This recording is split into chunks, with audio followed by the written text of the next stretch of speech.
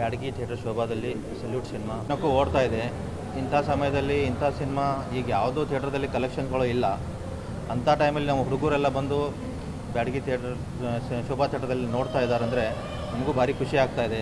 ಇದೇ ಥರ ಜನ ಎಲ್ಲ ಬಂದು ಥಿಯೇಟ್ರದಲ್ಲಿ ಸಿನಿಮಾ ನೋಡಿದರೆ ಇನ್ನೂ ಒಳ್ಳೇದಾಗುತ್ತೆ ಅಂತ ನಾವು ಒಂದು ಶೋ ನಡೀತಾ ಇದೆ ಸರ್. Morning show sir. ರೆಗ್ಯುಲರಾಗಿ ನಡೀತಾ ಇದೆ. ಸ್ಟಾರ್ಟಿಂಗಲ್ಲಿ 1-2 ವಾರ ರೆಗ್ಯುಲರಾಗಿ ಹೋಯಿತು.